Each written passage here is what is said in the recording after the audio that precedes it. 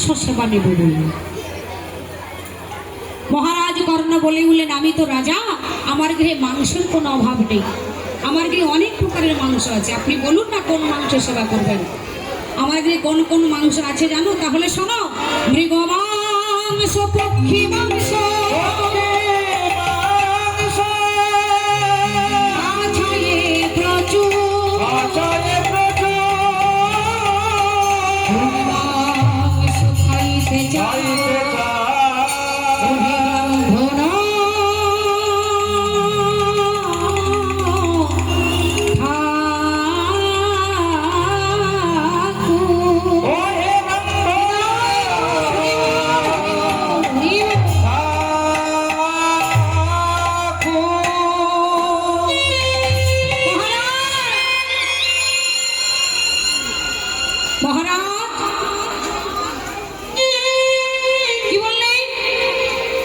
ব্রাহ্মণ ঠাকুর, আমার গৃহে আছে মৃগ মাংস, পক্ষী মাংস, অনেক আছে, প্রচুর আছে,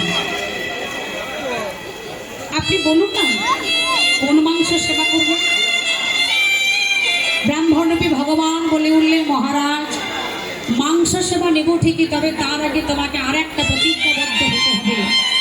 আজ আমি তোমার গৃহে যে মাংস খেতে চাইব, তুমি সেই মাংস দিয়েই আজকে আমাকে সেবা দেবে। সারা কত হয়েছে? হ্যালো, ব্রাহ্মণবী ভগবান বলে উঠলেন, মহারাজ প্রতিজ্ঞা করো, আজ আমি তোমার গৃহে যে মাংস খেতে চাইব, তুমি সেই মাংস দিয়েই আজ আমাকে সেবা দেবে। মহারাজ কর্ণ প্রতিজ্ঞাবদ্ধ হলো। মা ইষ্ট দেবতাকে সাক্ষী রেখে, চন্দ্র সূর্যকে সাক্ষী রেখে আমি প্রতিজ্ঞাবদ্ধ হলাম, আজ আপনি আমার দিয়ে যে মাংস খেতে চাইবেন সেই মাংস দিয়েই আমি আপনাকে সেবা দেব, সেবা দেব, সেবা দেব। ব্রাহ্মণবী ভগবান বলে উঠলেন, আজ আমি তোমার গৃহে, তুমি যে কিছুক্ষণ আগে বললে না আমার গৃহে মৃগ মাংস আছে, পক্ষী মাংস আছে, জানো মহারাজ এই মৃগ মাংস, পক্ষী মাংস আমি অনেক সেবা করেছি। মৃগ মাংস, পক্ষী মাংস আমার আর খেতে ভালো লাগে না, আমার আর খেতে ভালো লাগে না। তাই আজ আমার ওই মুহূর্তে মনে বড় আশা হয়েছে, আজ আমি তোমার গৃহে একটু নর মাংস সেবা গ্রহণ করছি। মহারাজ কর্ণ করজোড় করে দাঁড়ালেন, ব্রাহ্মণ ঠাকুর আপনি বলছেন নর মাংস সেবা করব, আপনি বলতে পারেন আমি সেই নর মাংসটা কোথায় পাবো? ব্রাহ্মণ দিদিমা চলে যাবে বলে সবে মাত্র এক পা অগ্রসর করেছে, চলে যাবে, এক পা অগ্রসর করেছে, সেই মহারাজ কর্ণের রাজপ্রাসাদ থেকে সে চলে যাবে। এখান থেকে চলে গিয়ে মহারাজ আমি জগৎ মাঝে প্রচার করবো কর্ণ একজন মিথ্যাবাদী। মহারাজ কর্ণ প্রতিজ্ঞাবদ্ধ করেছে, মাঝে সে নিরুপায় হয়ে পড়েছে। ব্রাহ্মণ ঠাকুর আপনি বলছেন নর মাংস সেবা করব, একবার ভেবে বলুন তো, আমি যদি আমার শরীরের মাংস দিয়ে আপনাকে সেবা দিয়ে থাকি, আপনি কি সন্তুষ্ট হবেন না? কি বললো মায়েরা? বলছে যদি আমি আমার শরীরের মাংস দিয়ে আপনাকে সেবা দিয়ে থাকি, আপনি কি সন্তুষ্ট হবেন না? ব্রাহ্মণরূপী ভগবান বলে উঠলেন, না মহারাজ আমি তোমার মাংস সেবা গ্রহণ করব। জানো আমি না কচি মাংস খেতে খুব ভালোবাসি। কচি মাংস কোথায় পাবো? সেই কচি মাংস, যে কচি মাংস দিয়ে আজ আমি আপনাকে সেবা দেব। ব্রাহ্মণ ঠাকুর আপনি বলে দিন। ব্রাহ্মণ ঠাকুর ভগবানের চরণ দুখানে জড়িয়ে ধরে বলছে, দয়ামা তুমি বলতে পারো ঠাকুর, ওই ব্রাহ্মণ অতিথি আজকে আমার কাছ থেকে কচি মাংস খেতে চাইছে, কোথায় পাবো বলতে পারে? মহারাজ এত চিন্তা করছো কেন? আমি বলে দিতে পারি, আমি বলে দিতে পারি। বলছি মাংস তুমি কোথায় পাবে? আমি তো শুনেছি তোমার গৃহে একটা অষ্টম বর্ষীয় বালক আছে। মহারাজ বরণ ছুটে গিয়ে বললেন, ও যে আমার বৃষকেতু, 5টা নয় 10টা নয়, ও যে একমাত্র নয়নের মনে বৃষকেতু, ও যে আমাকে বাবা বলে ডাকে, ও যে কৃষ্ণমালা পাখি, ও যে আমার হরিবলা পাখি। মহারাজ, আজ আমার মনের বাসনা হয়েছে, আজ আমি তোমার গৃহে তোমার পুত্রের মাংস দ্বারা সেবা গ্রহণ করতে চাই। চরণ দুখানে জড়িয়ে ধরলে, দয়াময়, ওই সন্তান ছাড়া যে আমার গৃহে আর কেউ নেই, যে আমাকে বাবা বলে ডাকে।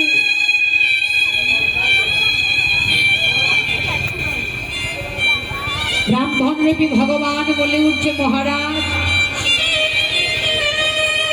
অতিথি সেবা দেওয়ার জন্য আমার কাছে 2টো শর্ত আছে, শুনে নাও। প্রথম শর্ত, তুমি আর তোমার স্ত্রী দুজনে কোরাত দ্বারা সন্তানের মস্তকটিকে ছেদন করতে হবে। বলো তো মায়েরা, কোনো মা বাবা কি পারে সন্তানের মস্তকে কোরাত ধরতে? পারে কি কোনো বাবা মা? কোনো বাবা মা পারে না সন্তানের মস্তকে কোরাতটা ধরে দ্বিখণ্ডিত করে দিতে। পারবে কি করে? আপনি বলুন না, যে হাতে আপনি আপনার সন্তানের বদলে খাবার তুলে দিচ্ছেন, আপনি মা হয়ে সেই সন্তানের মস্তক থেকে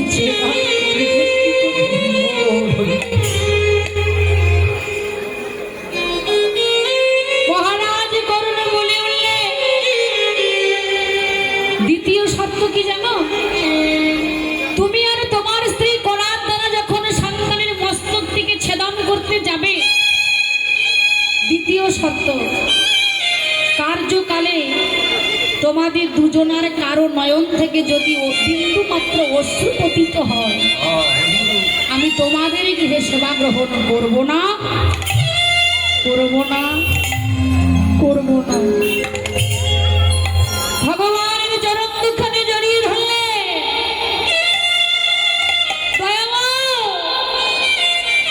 যে বৃষকেতু আমাকে বাবা বলে ডাকে, যে পদ্মাবতীর কাছে এসে বলে মা খেতে দাও,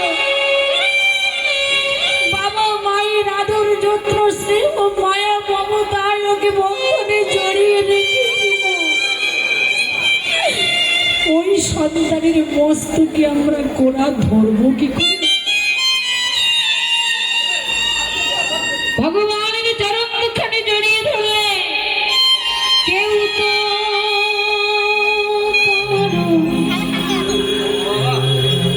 নয় রে বন্ধু,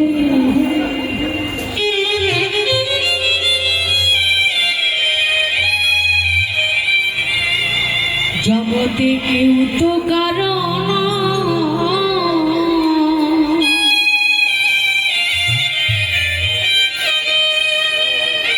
শুধু আসা যা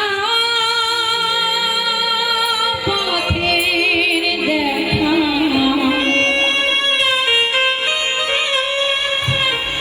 দুদিনের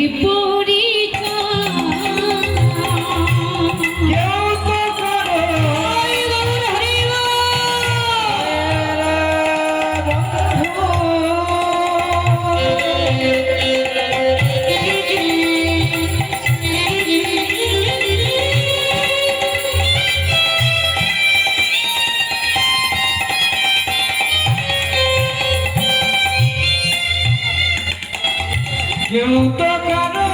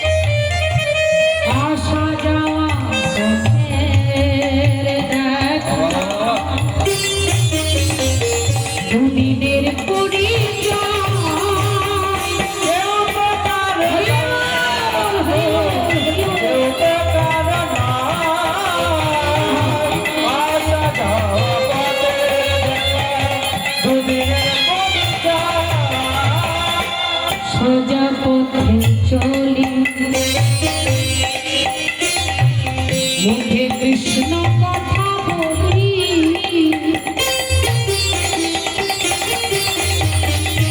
মনে কোনো ব্যথা পেলে কৃষ্ণের কাছে বলি।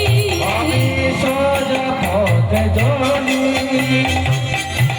কৃষ্ণ কথা বলি, মনে কোনো ব্যথা পেলে কৃষ্ণের কাছে বলি।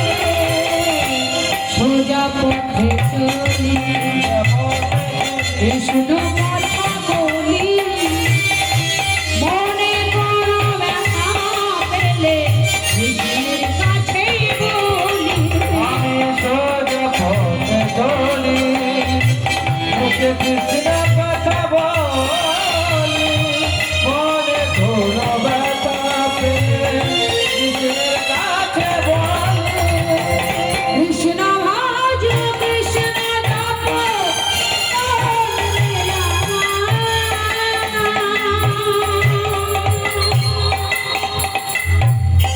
কৃষ্ণ ছাড়াই জীবনে কোনো গতি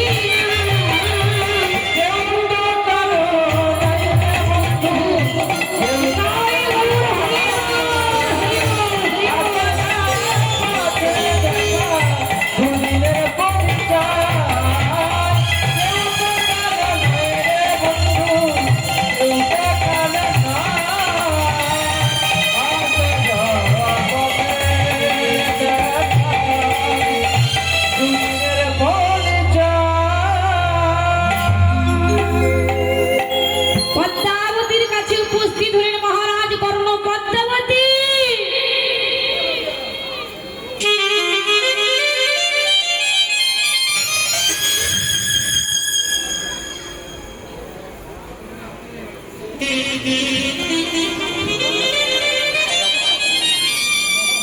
পদ্মাবতী, আমাদের গৃহের ব্রাহ্মণ অতিথি এসেছে জানো। সেই ব্রাহ্মণ অতিথি আছে আমার গৃহে সেবা নিতে চায় জানো।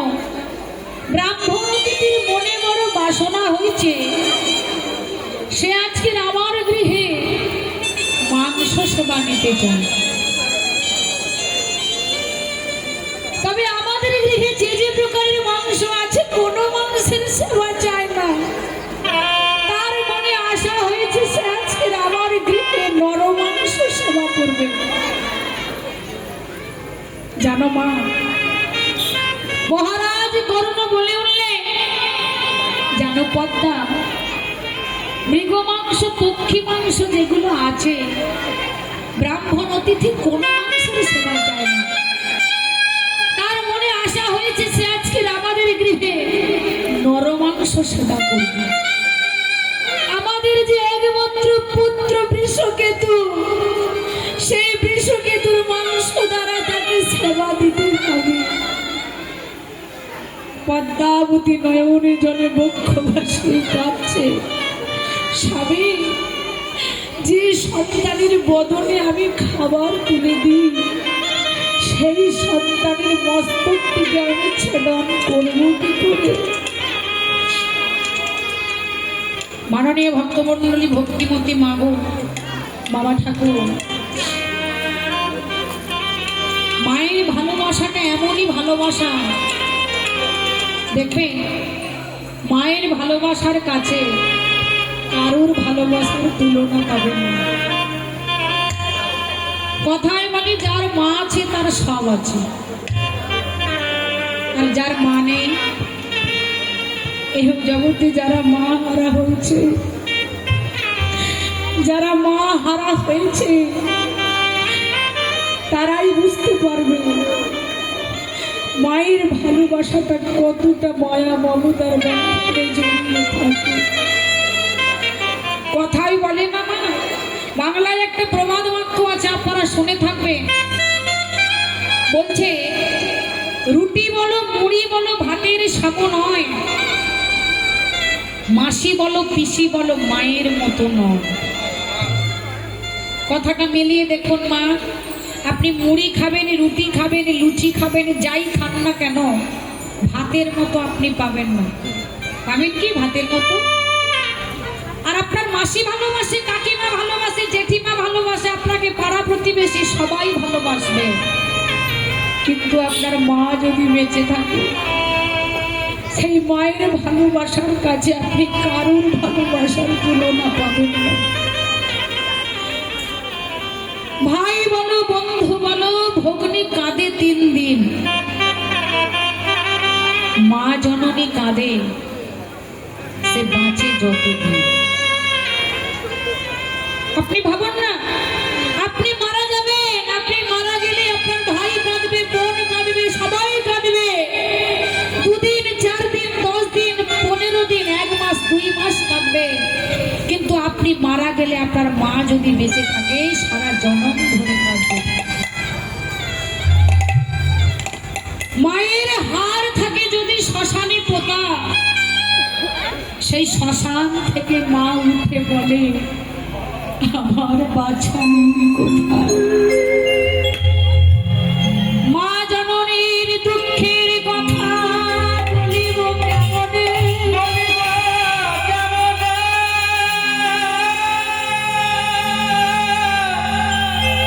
জেনেছিল মা কৌশল্য যেদিন রামে গিয়েছিল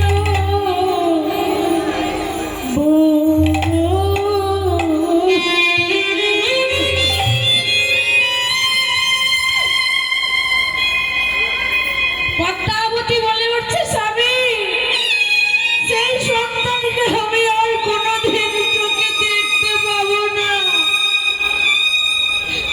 ও যে আমাকে আর কোনোদিন মা বলে ডাকবে না, কেউ কোনোদিন আমার কাছে যে আমার গলাটা জড়িয়ে মা বলে ডাকবে না। আমার সন্তান বনের মধ্যে খেলা করতে গেছে, যাও ডেকে নিয়ে এসো। শেষ বাড়ির মতো একবার আমার সন্তানকে দেখে নিন। সন্তানকে ডাকতে চললেন মহারাজ, কোথায়? যে বনের মধ্যে বৃষকেতু খেলা করছে, সেই বনের মধ্যে মহারাজ উপস্থিত হয়েছে, সন্তানকে ডাকতে এসেছে। এসে দেখতে পাচ্ছে না বৃষকেতু কতকগুলো বালকের সাথে আনন্দে খেলা করছে, আনন্দে খেলছে।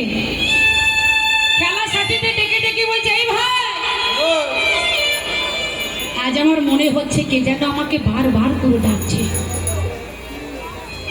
খেলা সাথীরা ডেকে বলছে, এই ভাই বিশু, নিত্য নিত্য যে হরিনাম করিস, কৃষ্ণ নাম করিস, এই নিত্য নিত্য হরিনাম কৃষ্ণ নাম করলে কি হবে? কি হয়? নিত্য নিত্য হরিনাম করলে কি হয়? খেলা সাথীদের বলে বললেন, জানিস, আমার মা বাবা বলেছে নিত্য নিত্য কাঁসার বাসনকে মাজলে যেমন চকচক করে, ঠিক তেমনই নিত্য নিত্য যদি হরিনাম করা যায়, দেহ আর মনটা শুদ্ধ হয়ে থাকে। মহারাজ কর্ণ দূর থেকে দাঁড়িয়ে দাঁড়িয়ে দর্শন করলেন, চিৎকার করে ডাক দিলেন, বৃষকেতু, বৃষকেতু, বৃষকেতু। বাবার কণ্ঠস্বর শ্রবণ করে ছুটে এসে বাবার গলাটা জড়িয়ে ধরেছে। বাবা, বাবা। ভক্তমণ্ডলী, ভক্তিমতী মায়েরা বাবার কাছে এসে সন্তানটা যেই না বাবা বলে ডাক দিলে, মহারাজ কর্ণ কেঁদে উঠলেন, খোকা, আর একবার বাবা বল, আরেকটিবার বাবা বল। কেন বলতে বললেন? কারণ সে জানে আর কোনোদিন তার বদন থেকে বাবা ডাকটা শুনতে পাবে না। খোকা, আমাদের গৃহে এক ব্রাহ্মণ অতিথি এসেছে, চল তাকে প্রণাম করতে হবে। মায়ের কাছে এসে মায়ের গলাটা জড়িয়ে ধরে বলছে, মা, তুমি কেন? লক্ষ্য করুন, ছেলে মাকে জিজ্ঞাসা করছে, মা তুমি কেন কাঁদছো? মা আমার বলে উঠছে, খোকা তাকিয়ে দেখ, ব্রাহ্মণ অতিথি এসেছে। ওই ব্রাহ্মণ অতিথি আজকের আমার গৃহে সেবা নেবে, নরমাংস সেবা করবে, তাই আমি কাঁদছি। কেন জানি? ব্রাহ্মণ বোনের মনের বাসনা হয়েছে আজকে আমার গৃহে তোর শরীরের মাংস দিয়ে সেবা নিতে চাই। পদ্মাবতী মহারাজ কোনো সন্তান হারা হবে এর জন্য কাঁদছে, কিন্তু 8 বছরের সন্তান, ছোট্ট সন্তান বৃষকেতু কত সুন্দর কথা বলছে, মা আমি মারা যাব বলে তুমি কাঁদছো, কেঁদো না। একটা কথা ভাবো তো মা, আমি যদি সত্যি মারা যেতাম তাহলে আমার শরীরটা শ্মশান ঘাটে নিয়ে গিয়ে জ্বালিয়ে পুড়িয়ে ছাই করে দিত। তা না করে যদি আমার শরীরের মাংস দিয়ে যদি একটা অতিথি সেবায় লাগে, এর থেকে কি ভালো কিছু হতে পারে? তৈরি হয়ে নাও, আমি গঙ্গা থেকে স্নান করে আসি, দেহটা পবিত্র করে আসি। গঙ্গা থেকে স্নান করে দেহটা পবিত্র করে এসে মায়ের কাছে এসে বলছে, মা এইবার আমাকে সাজিয়ে দাও। কিভাবে সাজাবে জানো? কপালে দাও আমার তিলক কঙ্কন পরিয়ে, গলায় দাও তুলসীর মালা পরিয়ে, পরনে দাও আমার শ্বেত বস্ত্র পরিয়ে। আর কেমন করে সাজাবে জানো মা? সেই ছোট্ট সন্তান সে নিজে সাজবে। কেমন করে সাজতে চাইছে মা? আমার সর্ব অঙ্গে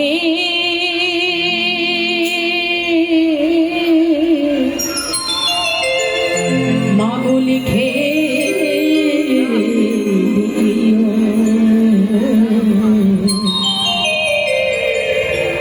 মধু কৃষ্ণ মাগো মধু কৃষ্ণ আমার সর্ব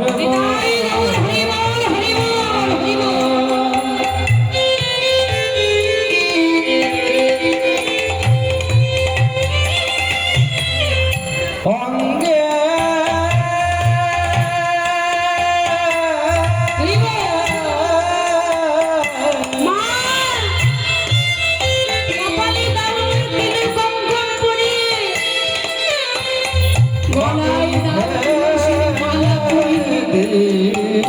সর্বঙ্গে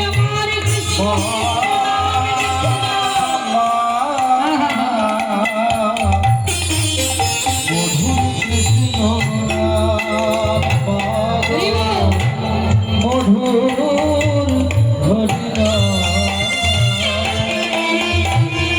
জনবদন ভরে বলে দেবারি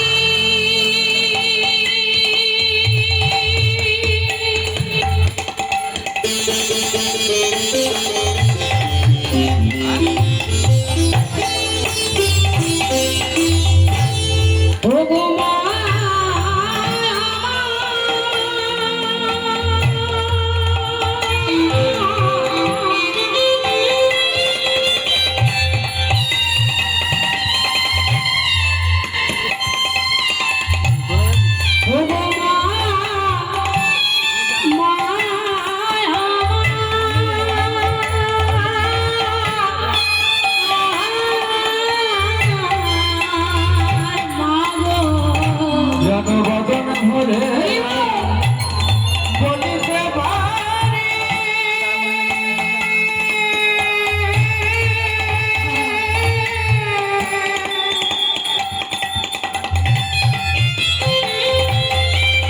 ওই মধুর ভরে সরে বয়াঙ্গে লিখে মধুর কৃষ্ণ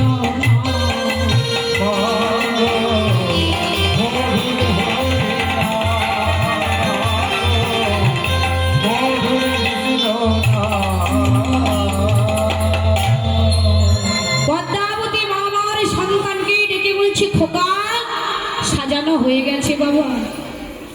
ছোট্ট সন্তান মায়ের গলাটা জড়িয়ে ধরে বলছে, মা আমি তো আমার ভগবানকে আর কোনোদিন ডাকতে পারবো না, তুমি আমাকে একটু সময় দেবে, আমি আমার ভগবানকে একবার ডাকতে চাই।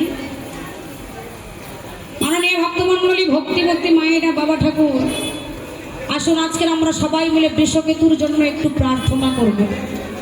আমরাও মনে করি সেই বৃষকেতু আমাদেরই পুত্র। সেই বৃষকেতু যেমন ভগবানকে ডাকছে, তাহলে আমরাও কি পারি না বৃষকেতুর জন্য একটু ভগবানকে স্মরণ করতে? ছোট্ট সন্তান বৃষকেতু ভগবানকে ডাক দিলে, হে নারায়ণ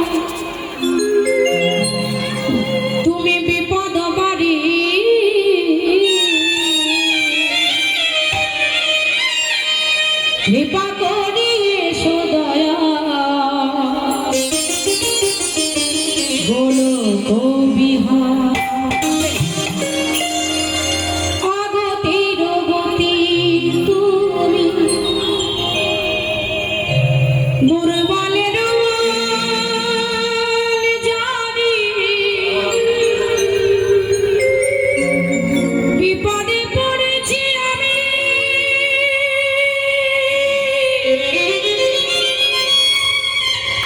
রক্ষা করো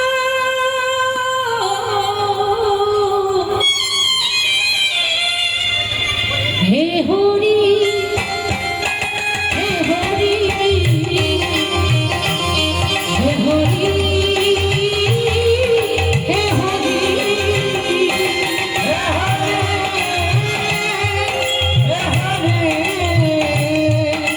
হে হরি হে হরি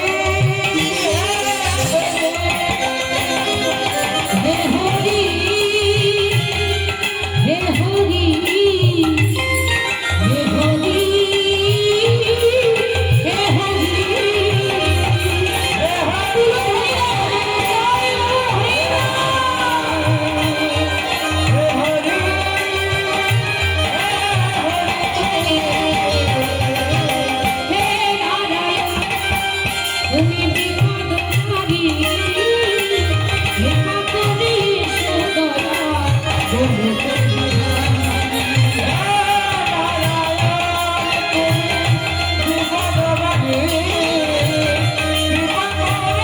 সদয়া অগতির গতি দুর্বলের মন জানি বিপদে পড়েছি আমি রক্ষা করো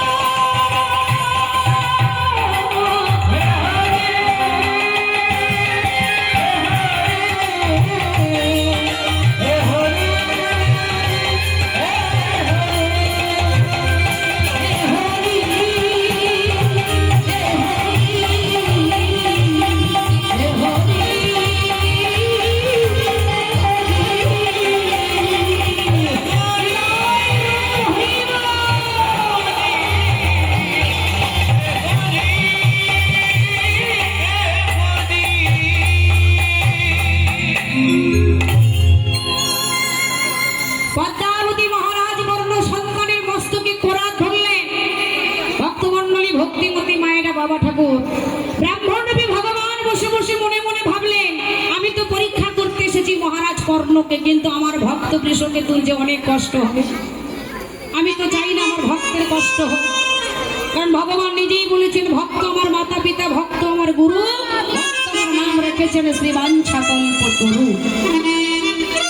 ভগবান তিনি বলে উঠলেন, আমি মহারাজ কর্ণকে পরীক্ষা করতে এসেছি, কিন্তু আমার ভক্ত বৃষকেতুর কষ্ট হবে। আমি তো চাই না ভক্তের কষ্ট হোক। তাই ভক্তাধীন ভগবান বৃষকেতুকে রক্ষা করার জন্য কি করলো জানো মা? বৃষকেতুর আত্মা দেহ থেকে বাহির করে দিলেন, আর ভগবান নিজেই বৃষকেতুর অন্তরের মধ্যে প্রবেশ করলেন। পদ্মাবতী মহারাজ কর্ণ কিছুই জানতে পারল না, তারা তাদের সন্তানেরই মস্তকটা ছেদন করে দ্বিখণ্ডিত করে দিলেন। পদ্মাবতী মহারাজ কর্ণ সন্তানের কাটা মস্তকটি পদ্মাবতী রন্ধনশালায় লুকিয়ে রাখলেন। পদ্মাবতী মনে মনে ভাবলেন, আমি ছাড়া আর কেউ জানে না, কিন্তু আমরা জানি এ জগতে সবাইকে আপনি ফাঁকি দিতে পারবেন, অন্তর্যামী ভগবানকে কেউ কোনোদিন ফাঁকি দিতে পারে না, পারে না, পারে না। পদ্মাবতী মহারাজ কর্ণ সন্তানের কাটা মস্তকটি রন্ধনশালায় লুকিয়ে শরীরের সমস্ত মাংস নিয়ে রন্ধন করতে গেছে। বলো তো মায়েরা, রন্ধন কি করতে পারবে? পারবে রন্ধন করতে? নয়নের জলে মা পদ্মাবতী নয়নের জলে উনানটা নিভে যাচ্ছে, রন্ধনটা করবে কি করে? কিছুক্ষণ পরে স্বামীকে ডাক দিয়ে বলে উঠছে, স্বামী, স্বামী, এইবার তুমি তোমার অতিথিকে ভোজনে বসতে বলো। ব্রাহ্মণরূপী ভগবান বলে উঠলেন, মহারাজ, আমি তো তোমার গৃহে সেবা গ্রহণ করব না। কেন? তুমি দেখো, তোমার স্ত্রী পদ্মাবতী সন্তানের কাটা মস্তকটি রন্ধনশালায় লুকিয়ে রেখেছে। পদ্মাবতীকে গিয়ে বলে দাও, ওই কাটা মস্তকের ঘুলু দানা সে আমায় যেন একটু টক রন্ধন করে দেয়। মা গো, ভগবানের কি সেবা করার ইচ্ছা হয়েছে গো। পদ্মাবতী মা আমার বলে উঠছে, স্বামী আমি যদি সন্তানের কাটা মস্তকটি লুকিয়ে রাখি তাহলে আমি ছাড়া তো আর কেউ জানে না। তাহলে কেউই ব্রাহ্মণ ঠাকুর, কেউই ব্রাহ্মণ ঠাকুর, মনে হয় কোনো ব্রাহ্মণ অতিথি আমাকে পরীক্ষা করতে এসেছে, মনে হয় আমাদের আরাধ্য দেবতা এসেছে আমাদের কাছে। কিছুক্ষণ পরে স্বামীকে ডাক দিয়ে বলে উঠছে, স্বামী এইবার তুমি তোমার অতিথিকে ভোজনে বসতে বলো। দেখো আমি যত কষ্টই হোক না কেন আমি নিজের হস্তে রন্ধন করেছি। মাননীয় ভক্তমণ্ডলী, ভক্তিমতী মায়েরা, বাবা ঠাকুর, ব্রাহ্মণরূপী ভগবান বলে উঠলেন, মহারাজ তুমি আমার জন্য একটা আসন কেন পেতে দিয়েছ, আমার জন্য দুটি আসন পেতে দাও। ব্রাহ্মণরূপী ভগবান মনে মনে ভাবলেন, এইমাত্র যে ওর সন্তানকে কেড়ে নিলাম, কিন্তু আমার তো ওটা কাজ নয়, আমি তো ভক্তাধীন ভগবান। মহারাজ কর্ণের সন্তানকে আমি আবার পুনরায় ওর কাছে ফিরিয়ে দেব। মহারাজ কর্ণ একটা আসন পেতে দিয়েছে। ব্রাহ্মণ অতিথি বলে উঠলেন, একটা আসন কেন পেতেছ, দুটো আসন পেতে দাও। কেন? একটাই আমি বসবো, আর একটা ওই গ্রাম থেকে বালককে ডেকে নিয়ে এসো, আমি আর বালক একই সঙ্গেই সেবা করি। মহারাজ কর্ণ একটা সন্তান ডাকতে চলেছেন। যে বনের মধ্যে বৃষকেতু খেলা করে সেই বনের মধ্যে মহারাজ উপস্থিত হলেন। কিছুক্ষণ চারিদিকে দর্শন করার পরে হঠাৎ দর্শন করলেন খেলা সাথীদের মধ্যে নিজের পুত্র বৃষকেতু আনন্দে আত্মহারা হয়ে খেলায় মত্ত হয়ে আছে। হৃদয় গৌর প্রেমানন্দে হরি বল হরি বল হরি বল।